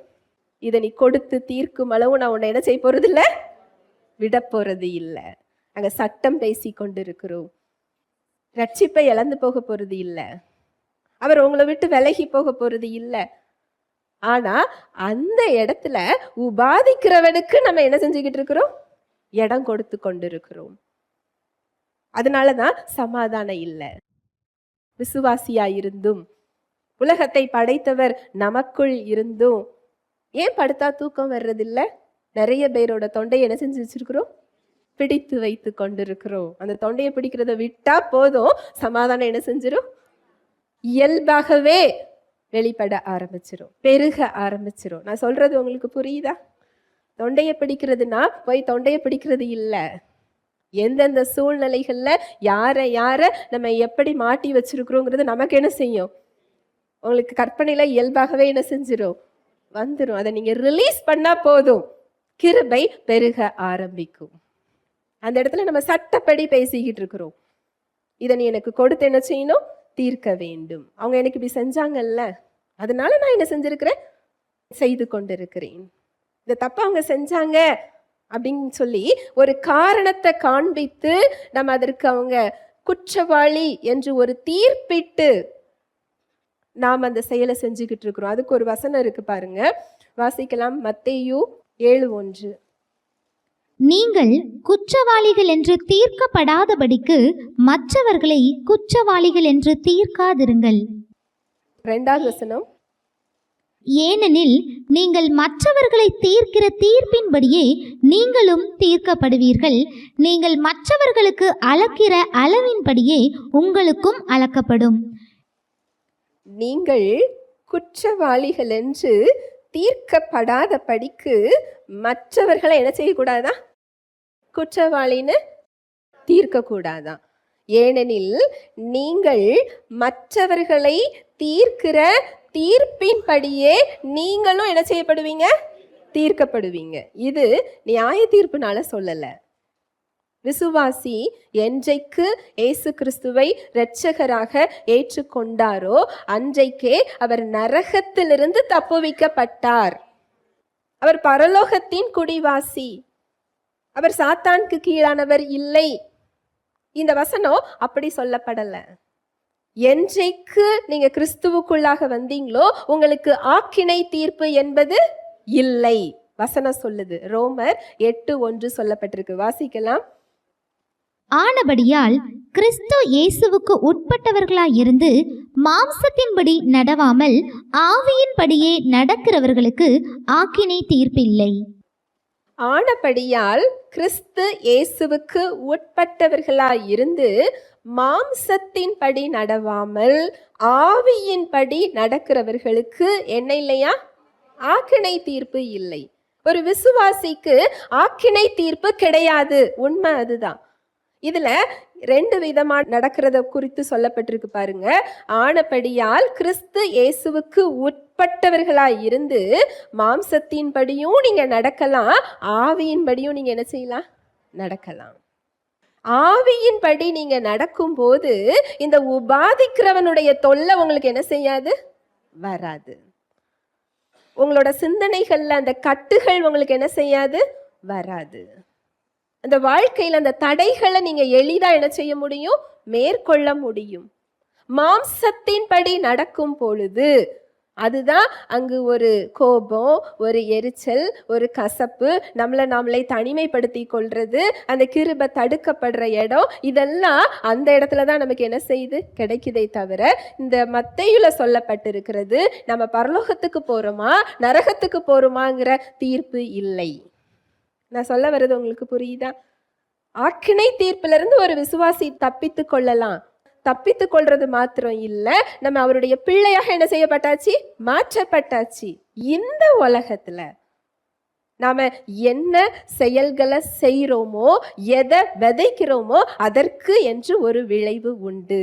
அதை தேர்ந்தெடுக்கிற இடத்துல தேவன் இல்லை, யார் இருக்கிறோம்? நாம தான் இருக்கிறோம். அதற்கு தேவன் காரணர் இல்லை. அதுதான் கலாத்தியர்ல பார்த்தோம். மனுஷன் எதை விதைக்கிறானோ அதையே அவன் என்ன செய்யறான், அறுக்கிறான். இந்த உலகத்தில் ஒரு விசுவாசிக்கு இந்த உலகத்தில் நீங்க மாம்சத்தின் படியான எண்ணங்களையும் சிந்தனைகளையும் செயல்களையும் வார்த்தைகளையும் நீங்க விதைப்பீர்களானால் அந்த விளைவுகளை நீங்க என்ன செய்ய முடியும், பெற முடியும். ஆனா வேதம் முழுவதும் உங்களுக்கு நல்ல விதைகளை தேவன் கொடுத்திருக்கிறார். அவருடைய ஜீவன் என்ற விதையை அவர் கொடுத்திருக்கிறார். அவரது அன்பு என்ற விதையை கொடுத்திருக்கிறார். மன்னிப்பு என்ற விதையை கொடுத்திருக்கிறார். பரிசுத்தம் என்ற விதையை கொடுத்திருக்கிறார். இதை நீங்க விதைக்க விதைக்க உங்கள் வாழ்விலையும் மற்றவர்கள் வாழ்க்கையிலையும் விதைக்க விதைக்க அது பல மடங்கு என்ன செய்யும், பெருகும். அதுதான் அடுத்த வசனம் சொல்லப்பட்டிருக்கும். வாசிக்கலாம். கலாத்தியர் 6:7-8. மோசம் போகாதிருங்கள். தேவன் தம்மை பரியாசம் பண்ண ஒட்டார். மனுஷன் எதை விதைக்கிறானோ அதையே அறுப்பான். தன் மாம்சத்திற்கென்று விதைக்கிறவன் மாம்சத்தினால் அழிவை அறுப்பான். ஆவிக்கென்று விதைக்கிறவன் ஆவியினாலே நித்திய ஜீவனை அறுப்பான். மாம்சத்திற்கென்று விதைக்கிறவன் மாம்சத்தினாலே பெற்றுக்கொள்றது அழிவுன்னு சொல்லி வேதம் சொல்லப்பட்டிருக்கு பாருங்களேன். அது நிறைவுன்னு என்ன செய்யலது சொல்லப்படல. மாம்சத்தினால நம்ம எதை விதைக்கிறோமோ அதை வேதம் என்ன சொல்லுது, அழிவு, தற்காலிகம். நம்ம போட்டி போட்டு நம்ம சண்டை போட்டு வாக்குவாதம் பண்ணி நம்மளுடைய நியாயம்னு சொல்லி ஒரு பொருளை வாங்கி என்ன செய்து கொள்ளலாம், வைத்து கொள்ளலாம். ஆனா அந்த சந்தோஷமும் சமாதானமும் நிம்மதியும் அதுல என்ன செய்யாது, இருக்காது. அந்த சந்தோஷமும் சமாதானமும் நிம்மதியும் தேவன் கொடுக்கின்ற ஐஸ்வர்யத்தில் வருகிறது. ஹல்லேலூயா, பிரைஸ் தி லார்ட். ஐஸ்வர்யத்தையும் பணத்தையும் உலகத்துல உள்ள காரியங்களையும் 2 விதத்துல சம்பாதிக்க முடியும். உலக வழிகள்லையும் என்ன செய்ய முடியும், சம்பாதிக்க முடியும். அதுல உண்டு, வெற்றி உண்டு. உலக வழியில் வெற்றி உண்டு. அதுவும் ரொம்ப ஃபாஸ்டா அவங்களால என்ன செய்ய முடியும், பார்க்க முடியும். தேவனுடைய வழியிலும் வெற்றி உண்டு. நீங்க ஆவிக்கு ஏற்ற பிரகாரமா விதைத்து அதை பெற்றுக்கொள்ளும் போது அதுல என்ன இருக்காது, வேதனை இருக்காது, அதுல பாரம் இருக்காது, அது உங்க முயற்சியா இருக்காது, அது அவருடைய முயற்சியாக இருக்கும், அவருடைய வழியாக இருக்கும். யோசேப்பை எடுத்துக்கோங்களேன். அவருடைய வாழ்க்கையில அவருடைய சகோதரர்கள் அநியாயங்கிற விதையை என்ன செய்யறாங்க, விதைக்கிறாங்க. தீமைங்கிற விதையை என்ன செய்யறாங்க, விதைக்கிறாங்க. துரோகங்கிற விதையை என்ன செய்யறாங்க, விதைக்கிறாங்க. அந்த பலன் அந்த சகோதரர்கள் பெற்றுக்கொண்டாங்களா? பெற்றுக்கொண்டாங்க. நீங்க எப்படி பெறலன்னு சொல்ல முடியும்? அங்க யோசேப்பு அதிபதியாக நின்று கொண்டிருக்கும் போது ஒருவரை தன்னிடத்தில் வைத்து கொண்டு தன் தகப்பன்கிட்ட போய் பென்யமீனை கூட்டிட்டு வர சொல்வாரு. அங்க சிறைச்சாலையில வைத்து விட்டு போறதுக்கு மற்ற சகோதரர்கள் என்ன செய்ய மாட்டாங்க, ஒத்துக்கொள்ள மாட்டாங்க. அவங்க அந்த பிரயாணத்திலையும் அவங்க போயிட்டு வரும்போது அவங்க உள்ளமும் இருதயமும் எந்த அளவு கஷ்டப்பட்டிருக்கும். இதை நீங்க கதையா பார்க்காதீங்க. அவங்க பேசி கொண்டாங்களாம், நம்ம யோசேப்புக்கு செஞ்ச துரோகத்தினால இன்றைக்கு இந்த இதை நம்ம என்ன செஞ்சுக்கிட்டு இருக்கிறோம், அனுபவிச்சுக்கிட்டு இருக்கிறோம். நீங்க அந்த ஆதியாகமத்தை எடுத்து வாசிச்சு பார்த்தீங்கன்னா தெரியும். அந்த 17 வயசுல யோசேப்பு என்ன சொன்னாரோ அந்த தீர்க்க தரிசனம் நிறைவேறியதா இல்லையா? நிறைவேறியது. யோசேப்பு அங்க பழி வாங்கினாரா? இல்ல, பழி வாங்கல. அழகாக அவர் சொல்லி இருப்பார், நீங்க தீமையா கொண்டு வந்ததை தேவன் என்ன செஞ்சாரு, நன்மையாக மாற்றினார். அங்க மன்னிப்புங்கிற ஒரு இடத்தை அவர் கொடுக்கிறார். அதுதான் அந்த உயர்வு அவருக்கு. தம்மை நிந்தித்த இல்ல தம்மை குறைவாக எடை போட்ட யோசேப்பை தன் தகப்பனிடத்தில் அதிக அன்பை பெற்றுக்கொண்ட ஒரு பிள்ளை என்று ஒரு பொறாமைப்பட்டு அவரை அழிக்கணும்னு சொல்லி தீர்மானம் பண்ணி ஒரு திட்டம் போட்டாங்க சகோதரர்கள். அது முடிந்ததா? அது நடந்ததா? மனிதர்களோட திட்டம் நடந்ததா? இல்லை. தேவன் அவரை உயர்த்தினார்.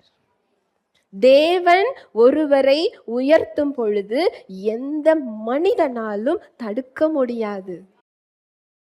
இந்த ட்ரஸ்ட், இந்த நம்பிக்கை ஒருத்தங்களுக்கு இருந்ததுன்னா நாம் மனிதர்களை எதிரியாக பார்க்கவே மாட்டோம். நியாயமாக யாக்கோபுடைய சொத்துக்கள் எல்லாம் அந்த சகோதரர்கள் இவருக்கு என்ன செய்யல? கொடுக்கல. தகப்பனிடத்திலிருந்து வந்த சுதந்திரம் அவருக்கு என்ன செய்யல? கிடைக்கல. ஆனா அவருக்கு யாரிடத்திலிருந்து அந்த சுதந்திரம் வந்தது? தேவனிடத்திலிருந்து. யாக்கோபு கொடுத்திருந்தாலும் அது சிறிதாக தான் என்ன செஞ்சிருந்திருக்கும்? இருந்திருக்கும். தேவன் கொடுத்ததோ எவ்வளவு பெரிய ஒரு சுதந்திரம் இல்லையா? இதுதான் பெருகுகின்ற இடம். இன்றைக்கு யோசேப்பை காட்டிலும் சிறந்த ஒரு இடத்துல நாம நின்று கொண்டிருக்கிறோம். அந்த விட்டு கொடுக்கிற இயல்பை அவர் நமக்கு கொடுத்திருக்கிறார். ஏனென்றால் தன்னுடைய பரிசுத்த ஸ்தானத்தை விட்டுட்டு, மகத்துவம், வல்லமை, கர்த்தத்துவம் எல்லாத்தையும் விட்டுட்டு தம்மை தாமே வெறுமையாக்கி அடிமையின் கோலம் எடுத்த அதே இயல்பு இன்றைக்கு உங்களுக்கும் எனக்கும் கொடுக்கப்பட்டிருக்கு. இல்லாத ஒன்றை அவர் என்ன செய்ய சொல்லல? செய்ய சொல்லல. அந்த விட்டு கொடுத்தல்ங்கிற விதைய உங்க உறவுகளுக்குள்ள நீங்க விதைச்சு பாருங்க. நீங்க பணி செய்கின்ற இடத்துல நீங்க விதைச்சு பாருங்க. உங்க கூட இருக்கிறவங்க கிட்ட நீங்க அதை விதைச்சு பாருங்க. இது ஒரு ஆவிக்குரிய விதி. அது மாறாது. மனுஷன் மாறலாம், சூழ்நிலைகள் மாறலாம், தேவன் மாறாதவர். அது பல மடங்கு உங்க வாழ்க்கையில பெருகுகிறத நீங்க பாப்பீங்க. நீங்க பாப்பீங்க. அந்த விட்டு கொடுக்கறதுல நமக்கு என்ன பிரச்சனை தெரியுமா? நான் தோத்து போயிட்டேனா, நான் இழந்து போயிட்டேனா, எனக்கு கிடைக்காம போயிட்டேனா, அப்போ பிரச்சனை யார் மேல இருக்கு? நம்ம மேல. தேவன் மேல நமக்கு இன்னும் என்ன வரல? நம்பிக்கை வரல. இப்ப புரியுதா? பிரச்சனை யார்கிட்ட இருக்கு? நம்ம கிட்ட இருக்கு. என்னை போஷிக்கிறவர், என்னை வழி நடத்துகிறவர், என்னை பாதுகாக்கிறவர் என் சார்பில் நிற்கும் பொழுது யார் எனக்கு எதிராய் நிற்க முடியும் என்ற நிச்சயம் இருந்தால் எதையும் விட்டு கொடுக்க முடியும். நம்முடைய அந்தஸ்தோ நம்ம கையில வச்சிருக்கிறதோ சூழ்நிலைகளோ நமக்கு பெருசாகவே தெரியாது. அவர் நமக்கு பெரியவராக இருக்கும் பொழுது அவரை காட்டிலும் நம்முடைய பொருள் நமக்கு எப்படி தெரியுது? பெருசா தெரியுது. அப்ப பிரச்சனை எங்க இருக்கு? நம்முடைய பார்வையில், நம்முடைய கவனத்தில், நம்ம சிந்தனையில. விட்டு கொடுக்கிறது அப்படிங்கிறது அவர் உங்களை உயர்த்துகின்ற இடம். அது விதைக்கும் போது அது பெருகும். மன்னிக்கிறது மத்தேயு 7:1-2. நீங்கள் குற்றவாளிகள் என்று தீர்க்கப்படாதபடிக்கு மற்றவர்களை குற்றவாளிகள் என்று தீர்க்காதிருங்கள். நியாயப்படி தேவன் நம்மை குற்றம் சாட்ட வேண்டும் என்றால் என்ன செய்யலாம்? குற்றம் சாட்டலாம். ஆனா அவர் குற்றம் சாட்டல. ஏன் தெரியுமா? இயேசு கிறிஸ்துவின் இரத்தத்தினால் நம்மை கழுவப்பட்ட பிள்ளையாக, நீதிமானாக அவர் என்ன செய்து கொண்டிருக்கிறார்? பார்த்து கொண்டிருக்கிறார். அவரிடத்தில் இப்பேற்பட்ட கிருபையை பெற்ற நாம் இன்னொருவரை என்ன செஞ்சுக்கிட்டு இருக்கிறோம்? குற்றம் சாட்டிக்கிட்டு இருக்கிறோம். இவங்க இது சரியில்லை. அதுக்கும் ஒரு வசனம் சொல்லி இருக்கிறாரு. ஒரு எஜமான் கிட்ட அவனுடைய வேலையாளை குறிச்சு நீ என்ன செய்யாத? குறை சொல்லாத. நாம எஜமான் கிட்ட வேலையாள் அல்ல, அவரது பிள்ளையை குறை சொல்லி கொண்டிருக்கிறோம். அவர் படைத்த படைப்பை, அவரது பிள்ளையை, அவரது இரத்தத்தை விலை கிரயமாக கொடுத்து சம்பாதித்து அவர் பெற்ற ஒரு பிள்ளைய நம்ம என்ன செஞ்சுக்கிட்டு இருக்கிறோம்? நியாயம் தீர்த்துக்கிட்டு இருக்கிறோம். அடுத்த வசனம் சொல்லுது பாருங்க, ஏனெனில் நீங்கள் மற்றவர்களை தீர்க்கிற தீர்ப்பின்படியே நீங்களும் என்ன செய்யப்படுவீங்க? தீர்க்கப்படுவீங்க. அளவுகோல் எங்க இருக்குதா? நம்ம கையில. ஒரு சம்பவம் ஒண்ணு ஞாபகம் வருது. தாவீது ராஜா பத்சேபாள் கிட்ட பாவம் செய்றார். பாவம் செய்து அந்த சம்பவத்துக்கு பிறகு நாத்தான் தீர்க்கதரிசி வருகிறார். அவர்கிட்ட ஒரு கதையை சொல்றாரு. ஒரு ஐஸ்வர்யவானுக்கு ஏராளமான ஆடு இருக்கு. ஆனா அவர் பக்கத்துல ஒரு குடியானவனுக்கு ஒரே ஒரு ஆட்டுக்குட்டி. அது செல்லமாக அந்த குடியானவனுடைய சாப்பாடை சாப்பிடுது, மடியில இருக்குது. ரொம்ப செல்லமா அந்த ஆட்டுக்குட்டியை அவர் வளர்க்கிறார். அந்த ஐஸ்வர்யவான் வீட்டுக்கு ஒரு விருந்தினர் வருகிறார். அந்த விருந்தினருக்கு தன்னுடைய ஆட்டு மந்தையிலிருந்து ஒரு ஆட்டை தேர்ந்தெடுக்காமல் குடியானவனுடைய ஆட்டுக்குட்டியை கொன்று சமைத்து விருந்து வைக்கிறார். இதை கேட்ட உடனே தாவீது ராஜாக்கு என்ன வருது? கோபம் வருது. அப்படி யார் செஞ்சா? அவனுக்கு என்ன தண்டனை கொடுக்கணும்? மரண தண்டனை கொடுக்கணும்னு சொல்றாரு. அந்த ஐஸ்வர்யவான் வேற யாரும் இல்லை, யாருதான்? நீர்தான்.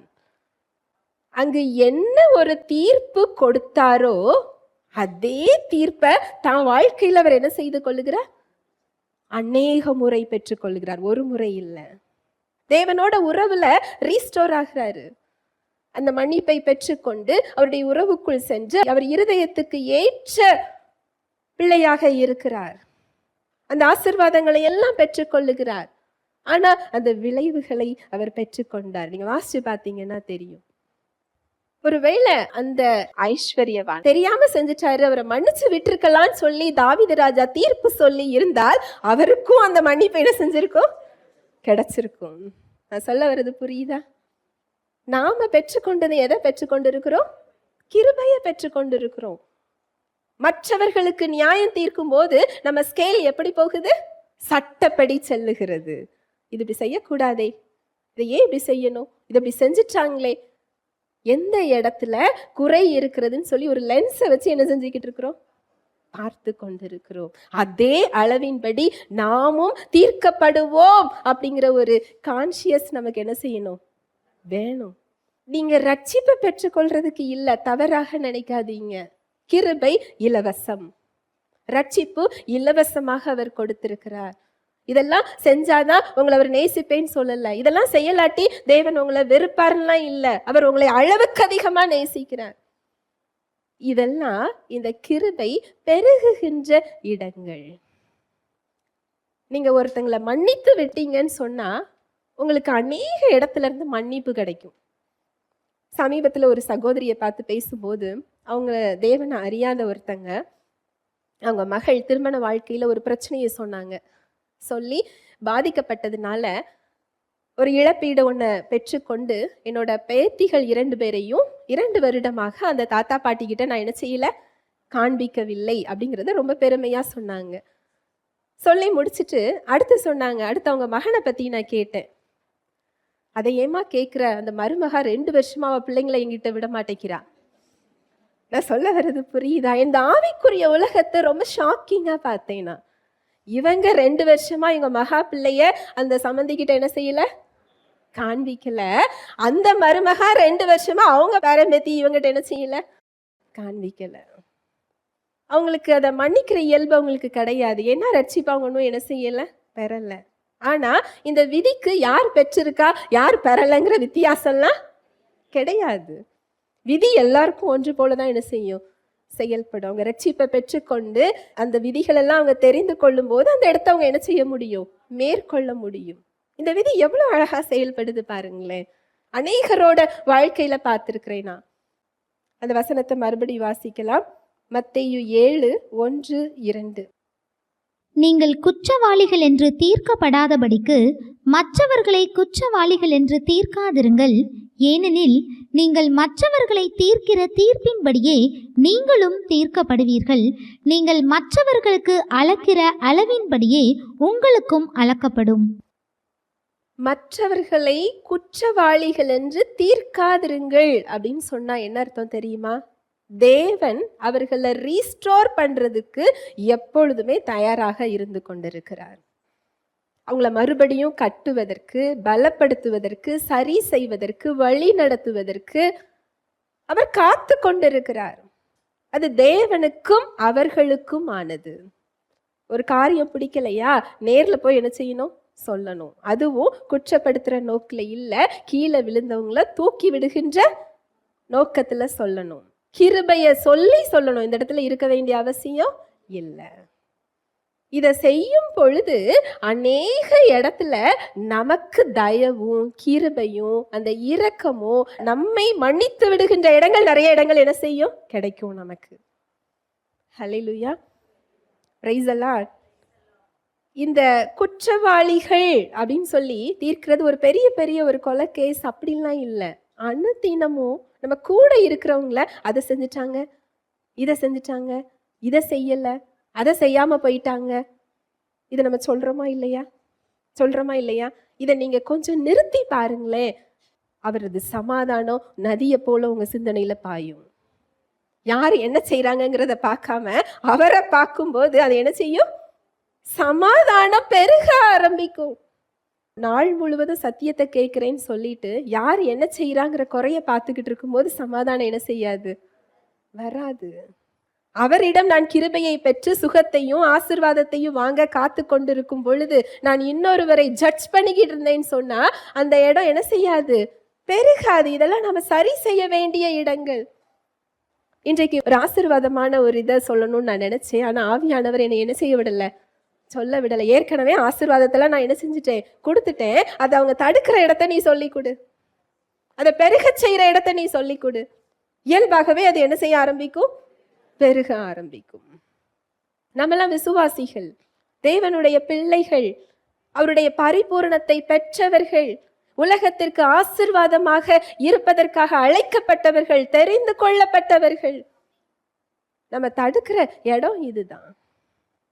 பெருக செய்யறதை என்ன செஞ்சுக்கிட்டு இருக்கிறோம்? தடுத்து கொண்டிருக்கிறோம்.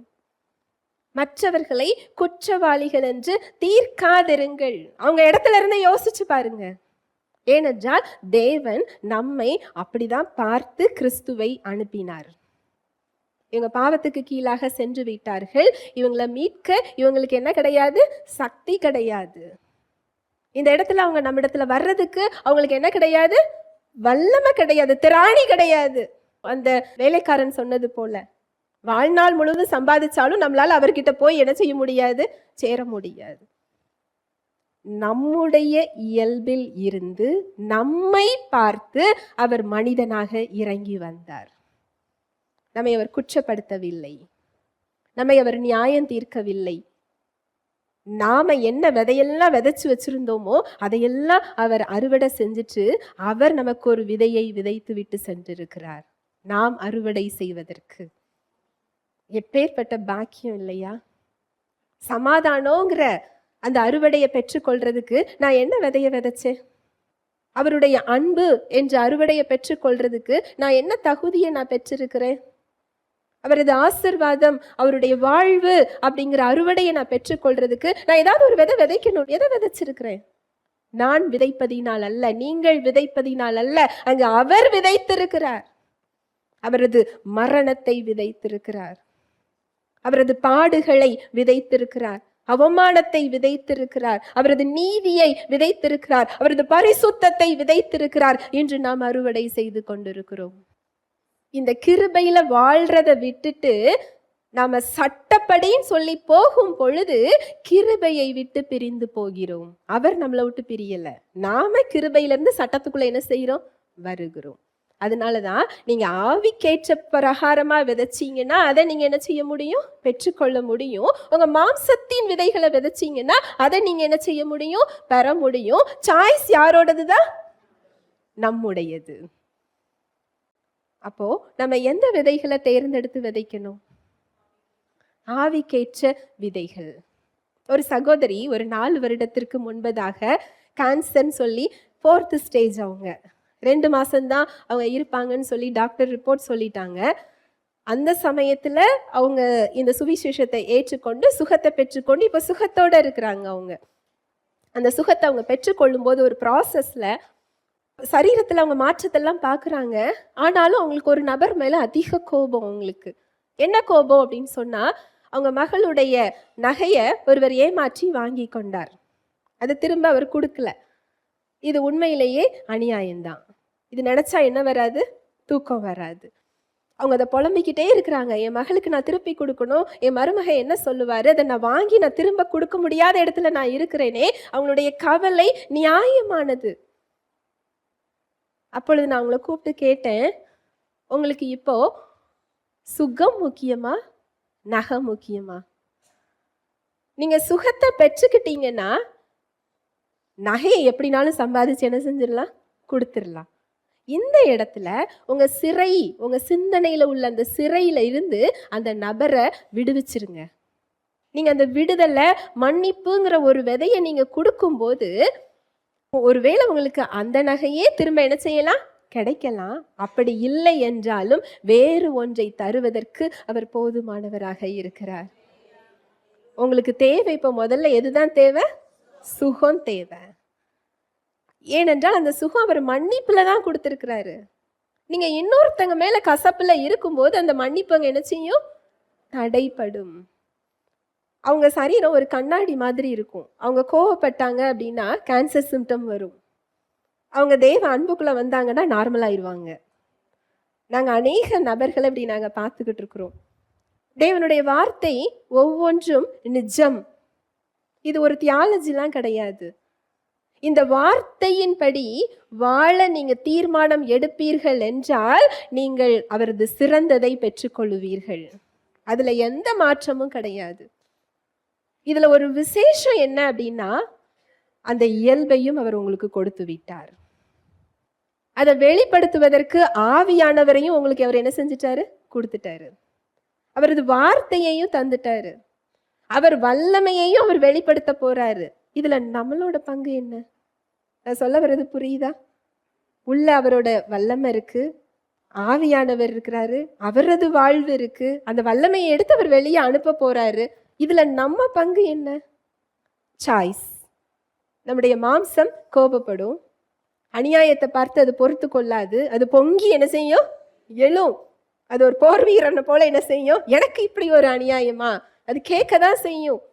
அந்த சமயத்துல அதை தட்டி உட்கார வைத்து விட்டு, இல்லை இல்லை, ஆவிக்கேற்ற விதையை நான் விதைக்க போறேன்.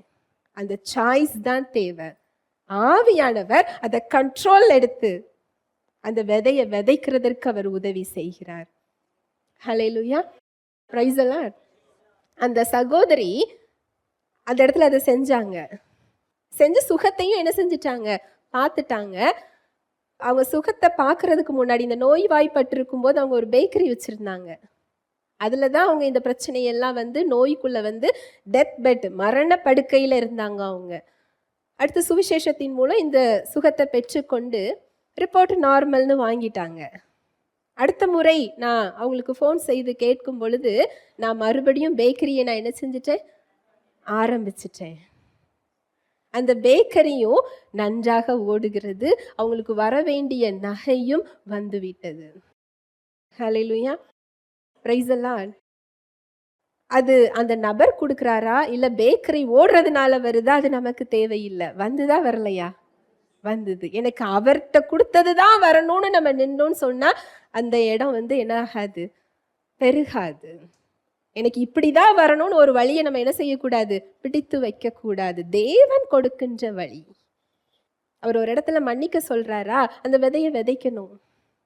இரக்கத்தை காண்பிக்க சொல்லுகிறாரா? ஏனென்றால் அந்த இரக்கத்தை நான் என்ன செஞ்சிருக்கிறேன்? பெற்றிருக்கிறேன். ஒரு இடத்துல அநியாயமா நடத்தப்படுறீங்களா? ஒரு இடத்துல நீங்க காயப்படுறீங்களா? அந்த இடத்துல பொறுத்து போறதுக்கான அன்பு நமக்கு என்ன செய்யப்பட்டிருக்கு? கொடுக்கப்பட்டிருக்கு. ஒருத்தங்க அதிகமா அவங்கள துன்பப்படுத்துறாங்களா? உண்மையிலேயே அவங்க பரிதாபப்படக்கூடியவங்க. உங்களை துன்பப்படுத்துறவங்க யாரு? பரிதாபப்படக்கூடியவங்க. ஏனென்றால் நல்ல விதையை விதைக்கலனாலே அது தடைப்படுதுன்னா, அப்ப தீமையான விதையை விதைக்கிறவங்களோட நிலைமை எப்படி இருக்கும்? நான் சொல்ல வர்றது புரியுதா? ஒரு விதை விதைச்சா என்றைக்கானாலும் அது என்ன செய்யும்? முளைக்கதான் செய்யும். அதனாலதான் அவர் சொல்றாரு, உங்களுடைய சத்துருக்களுக்காக நீங்க என்ன செய்யுங்க? ஜெபிங்க. அவங்கள ஆசீர்வதிங்க. நீங்க அதை ஆசீர்வதிச்சு பாருங்களேன். அது ஏமாந்து போறதுக்கு இல்ல, நீங்க இழந்ததை எல்லாம் பெற்றுக்கொள்றதுக்கு, உங்களுக்கு எதிரான தடைகள் நீங்கி போறதுக்கு, அந்த நபர் வாழ்க்கையிலையும் ஆவியானவர் செயல்படுவதற்கு. அந்த நபர் ஒத்துழைக்கல, நீங்க ஒத்துழைக்கிறீங்க. உங்க மூலம் கிறிஸ்துவ காட்ட நீங்க தயாரா இருக்கிறீங்க. இந்த இடம் கிருபையை பெருக செய்யும். ஹல்லேலூயா, பிரைஸ் தி லார்ட். இது மாதிரி அநேக காரியங்கள், மன்னிக்கிறது, இரக்கம் காண்பிக்கிறது. நான் அடிக்கடி பேசும்போது சொல்வேன், நீங்க டார்கெட் முடிக்கலையா, முடிக்காதவங்களுக்கு முடிக்க என்ன செய்யுங்க, உதவி செய்யுங்க. உங்களோட டார்கெட் என்ன செய்யும், முடியும். ஹல்லேலூயா, பிரைஸ் தி லார்ட். நீங்க ஒருத்தங்களுக்கு இரக்கத்தை காண்பிச்சு பாருங்களேன், நீங்க போகின்ற இடங்கள் எல்லாம் உங்களுக்கு இரக்கம் கிடைக்கும்.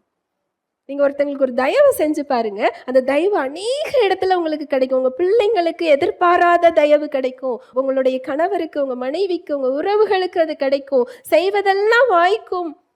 இயல்பாகவே இந்த ஆசீர்வாதம் கொடுக்கப்பட்டிருக்கு. யாருக்குள்ள, கிறிஸ்துவுக்குள்ள.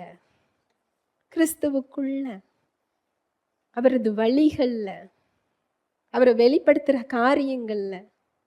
நீங்க எந்த எண்ணங்களை ஏற்றுக்கொள்றீங்க, எந்த வார்த்தைகளை நீங்க தேர்ந்தெடுக்கிறீங்க, எந்த செயல்களை நீங்க வெளிப்படுத்துறீங்க, இதுதான் விதைகள். அப்போ இந்த விதைகளை நம்ம எப்படி தேர்ந்தெடுக்கணும், தினம் தினம் என்ன செய்யணும், தேர்ந்தெடுக்கணும். நான் சொல்றது புரியுதா? என்றைக்காவது ஒரு நாள் இல்லை. ஒருத்தவங்க உங்க பக்கத்துல வர்றாங்களா, அவங்க சண்டை போடுற ஐடியால வர்றாங்களா, என்ன விதைய விதைக்கணும்னு முதல்ல என்ன செஞ்சிடணும், தேர்ந்தெடுத்துடணும். நான் என்ன செய்யக்கூடாது, கோபங்கிற விதையை என்ன செய்யக்கூடாது, விதைக்கக்கூடாது. கசப்புங்கிற விதையை நான் என்ன செய்யக்கூடாது, விதைக்கக்கூடாது. மன்னிப்புங்கிற விதையை நான் விதைக்கணும்னு நீங்க தீர்மானம் எடுத்தாதான் அந்த இடத்துல வாயை என்ன செய்ய மாட்டீங்க, திறக்க மாட்டோம்.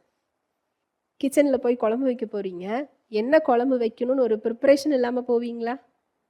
ஏற்கனவே பிளான் பண்ணி எல்லாத்தையும் வாங்கி வச்சு இதை இப்படி தான் வைக்கணும்னு நினச்சி தானே உள்ளே போவீங்க. அப்படி இல்லாமல் போய் என்ன செய்ய முடியாது. போய் ஆஃபீஸில் ஒர்க் பண்ண போகிறீங்க, முன்னக்கூட்டியே பிளான் பண்ணுவீங்க, இந்த வேலையை இப்படி செய்யணும், இந்த நபரை நான் சந்திக்கணும், இதெல்லாம் இன்னைக்கு நான் செஞ்சு முடிக்கணும். பிளானிங் இல்லாமல் ஒரு வேலை என்ன செய்ய முடியாது, செய்ய முடியாது. அதுபோல் விதையை விதைக்கிறதற்கும் நீங்கள் தீர்மானம் எடுக்க வேண்டும். அது எண்ணங்களாக இருக்கலாம், வார்த்தைகளாக இருக்கலாம், அன்பான வார்த்தைகள். நம்ம வருத்தப்படுறோம் இல்லையா, இனி அன்பா பேசுறதுக்கு ஆள் இல்லைன்னு நினைக்கிறோம்ல. நம்ம எத்தனை பேருக்கு அந்த அன்பான வார்த்தைகளை கொடுத்து கொண்டு இருக்கிறோம், எத்தனை பேருக்கு கொடுத்துக்கிட்டு இருக்கிறோம்? யோசிச்சு பாருங்களேன், இன்னைக்கு நாள்ல நான் எத்தனை பேரிடம் அன்பான வார்த்தைகளை பேசினேன் அப்படின்னா நான் எத்தனை விதைகளை விதைச்சிருக்கிறேன்னு அர்த்தம். அது எனக்கு ரிட்டர்ன் கிடைக்கும். அந்த அறுவடையை நான் என்ன செய்ய முடியும், பார்க்க முடியும். நான் பேசுகிறதெல்லாம் கோபமான வார்த்தைகள், சுயநலமான வார்த்தைகள், நான் காயப்படுத்துகின்ற வார்த்தைகள், டிமாண்ட் பண்ற வார்த்தைகள், சட்டப்படி பேசுகின்ற வார்த்தைகள். ஆனால் எனக்கு தேவை எப்படிப்பட்ட வார்த்தை, அன்பான வார்த்தை, அரவணைப்பான வார்த்தை, தட்டி கொடுக்கிற வார்த்தை. ஒரு விதையை விதைச்சிட்டு நான் இன்னொரு பொருளை எப்படி எதிர்பார்க்க முடியும்? ஹல்லேலூயா, பிரைஸ் தி லார்ட். மறுபடியும் சொல்றேன், இதெல்லாம் செஞ்சாதான் கிருபையானா இல்லை. இதெல்லாம் செய்யறதுக்கு முன்னாடியே கிருபையை உங்களுக்குள்ள என்ன செஞ்சிட்டாரு, வைத்து விட்டார். கொடுங்கள், அப்பொழுது உங்களுக்கு என்ன செய்யப்படும், கொடுக்கப்படும். அமுக்கி குலுக்கி சரிந்து விழும்படி மனிதர்கள் உங்கள் மடியில வந்து என்ன செய்வாங்க, போடுவார்கள். நீங்கள் எந்த அளவினால் அளக்கிறீர்களோ அந்த அளவினால் உங்களுக்கு என்ன செய்யப்படும், அளக்கப்படும். நீங்கள் எதை விதைக்கிறீர்களோ அதை என்ன செய்வோம், அறுவடை செய்வோம். கலாத்தியர் 6:7-8. மோசம் போகாதிருங்கள், தேவன் தம்மை பரியாசம் பண்ண ஒட்டார். மனுஷன் எதை விதைக்கிறானோ அதையே அறுப்பான். தன் மாம்சத்திற்கென்று விதைக்கிறவன் மாம்சத்தினால் அழிவை அறுப்பான். ஆவிக்கென்று விதைக்கிறவன் ஆவியினால் நித்திய ஜீவனை அறுப்பான். ஆவிக்கேற்ற விதையை விதைக்கும் போது நித்திய ஜீவனை நம்ம அனுபவிப்போமா? எவ்வளவு ஒரு அழகான வசனம் பாருங்களேன். நித்திய ஜீவனை பெருக செய்கின்ற ஒரு இடம் அது. நீங்க தோற்று போகின்ற இடம் இல்லை, நீங்கள் வெற்றி பெறுகின்ற ஒரு இடம். இன்றையிலிருந்து அனுதினமும் என்ன விதைகளை விதைக்க போகிறோம்? என் எண்ணங்கள்ல நான் எதை விதைக்க போறேன்? நான் வார்த்தைகள் மூலமா என் வாழ்க்கையிலையும் மற்றவர்கள் வாழ்க்கையிலையும் நான் என்ன மாதிரியான விதைகளை நான் விதைக்க போறேன்? அன்பான விதைகளை விதைக்க போறேன்னா, கோபமான வார்த்தைகளை விதைக்க போறேன்னா, ஒருத்தங்களை குறித்து நல்ல விதமா பேச போறேன்னா, அவங்கள புறம் கூற போறேன்னா, அவங்கள நான் குற்றம் சாட்ட போறேனா? இந்த புறம் கூறுதல் மாதிரியான ஒரு மோசமான விதை எந்த விதையும் இல்லை. அதாவது திருடு செய்கிறதற்கும் புறம் கூறுதலையும் ஒரே கேட்டகரியில சொல்லப்பட்டிருக்கு. எத்தனை பேர் நம்ம பெருமையா பார்க்குறோம், நான் யார் பொருளுக்கும் ஆசைப்பட்டது இல்லை, நான் யாரோட பொருளையும் நான் திருடுனது இல்லை அப்படின்னு நம்ம சொல்லி பெருமை பாராட்டுறோம் இல்லையா? நீங்க ஒருத்தங்களை புறம் கூறுறீங்கன்னு சொன்னா அவங்களோட நன்மதிப்பை நம்ம என்ன செஞ்சுக்கிட்டு இருக்கிறோம்? திருடி கொண்டு இருக்கிறோம். அப்ப எவ்வளவு பெரிய திருடு இல்லையா? நம்முடைய நன்மதிப்பு இன்னொரு பக்கத்துல திருடு போய்கிட்டு இருக்கும். நான் சொல்ல வர்றது புரியுதா? என்ன மாதிரியான வார்த்தைகளை மற்றவர்கள் மீது பேசுகிறோம்? நல்ல விதமா பேச தெரியலைன்னா அந்த இடத்துல நம்ம பேசாம என்ன செஞ்சிடலாம்? இருந்துடலாம். அதனாலதான் அங்க யோசுவாவுக்கு தேவன் கட்டளை சொன்னது, எரிகோவை சுத்தி போகும்போது ஒருத்தர் கூட வாயை என்ன செய்யக்கூடாது?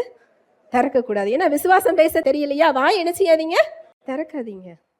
ஹல்லேலூயா, பிரைஸ் தி லார்ட். அந்த விசுவாசத்தை கற்றுக்கொள்ற வரைக்கும் ஒரு இடத்துல நமக்கு புறங்கூறி பழக்கமா இருக்குதா, அந்த இடத்துல நிக்காதீங்க.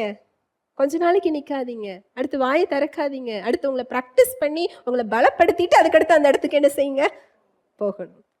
ஹல்லேலூயா, பிரைஸ் தி லார்ட். விதைகளை தேர்ந்தெடுத்து விதைப்போம், அறுவடையை மிகுதியாக பெற்றுக்கொள்ளுவோம். ஜெபிக்கலாம். அன்பின் தகப்பனே, நன்றி செலுத்துகிறோம் அப்பா. உம்முடைய அன்புக்காக, கிருபைக்காக, இரக்கங்களுக்காக நன்றி அப்பா. உம்முடைய கிருபை பெரியது, உம்முடைய இரக்கம் மகா பெரியது தகப்பனே. எப்பேற்பட்ட பாக்கியத்தை எங்களுக்கு நீங்க கொடுத்திருக்கிறீங்கப்பா. கிறிஸ்துவுக்குள் சகல ஆவிக்குரிய ஆசீர்வாதத்தினாலும் நீர் எங்களை ஆசீர்வதித்திருக்கிறீர்.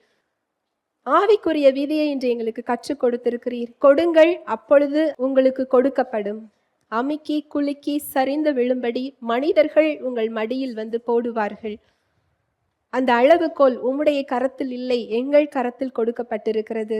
நாங்கள் ஆவிக்கேற்ற விதையை விதைத்தால் நித்திய ஜீவனை பெற்றுக்கொள்ளுவோம். மாம்சத்திற்கேற்ற விதையை விதைக்கும் பொழுது அந்த விளைவுகளை பெற்றுக்கொள்ளுகிறோம். இந்த உலகத்திற்குரிய விதியின் அடிப்படையில் அது செயல்பட்டு கொண்டிருக்கிறது என்ற சத்தியத்தை இன்று எங்களுக்கு நீர் கற்றுக் கொடுத்திருக்கிறீர். இது கிருபையை சம்பாதிப்பதற்காக அல்ல, உமது இரக்கத்தையும் அன்பையும் சம்பாதிப்பதின் அடிப்படையில் அல்ல, எங்களது பரிபூரணத்தின் அடிப்படையில், கிறிஸ்துவுக்குள்ளான எங்களது அடையாளத்தின் அடிப்படையில் எங்களை நீர் விதைக்க சொல்லுகிறீர், அறுவடையை பெற்றுக்கொள்ள சொல்லுகிறீர். நன்றி செலுத்துகிறோம் அப்பா. வந்திருக்கிற ஒவ்வொருவரையும் உடைய கரத்தில் தருகிறேன். என்ன தேவையில வந்தாங்களோ அவங்களுக்கு ஏற்ற மன்னாவை கொடுத்ததற்காக நன்றி, அவர்களோடு பேசியதற்காக நன்றி, அவங்க மாற வேண்டிய இடங்களை சுட்டி காண்பித்ததற்காக நன்றி, கிருபை பெருக செய்யக்கூடிய இடங்களை அப்பா கற்றுக் கொடுத்ததற்காக நன்றி அப்பா. ஆவியானவரை சார்ந்து கொள்ள நீர் சொல்லி கொடுத்ததற்காக நன்றி. அவங்க சரீரங்கள்ல, அவங்க வாழ்க்கையில என்ன தடைகள் இருக்கிறதோ எல்லா தடைகளையும் இயேசுவின் நாமத்தினாலே நான் அப்புறப்படுத்துகிறேன். சிலுவையில் நீர் கொடுத்த தெய்வ சுகத்தை, தெய்வ ஆசீர்வாதத்தை இயேசுவின் நாமத்தினாலே கட்டவிழ்கிறேன். தடைகளை நீக்கி போடுகிற ஜெய கிறிஸ்து முன் செல்கிறதற்காய் நன்றி செலுத்துகிறேன். அவங்க செய்வதெல்லாம் வாய்க்க செய்கிறதற்காய் நன்றி. அவங்க களஞ்சியங்கள் நிரம்பி இருக்கிறதற்காய் நன்றி. அவங்க மன விருப்பங்களை அவங்க பெற்றுக்கொண்டதற்காக நன்றி. வாழ்நாளெல்லாம் நன்மையும் கிருபையும் பின்தொடருகிறதற்காக நன்றி. இயேசுவின் நாமத்தினாலே ஆசீர்வதிக்கிறேன். இயேசுவின் மூலம் ஜெபிக்கிறேன் நல்ல பிதாவே, ஆமென்.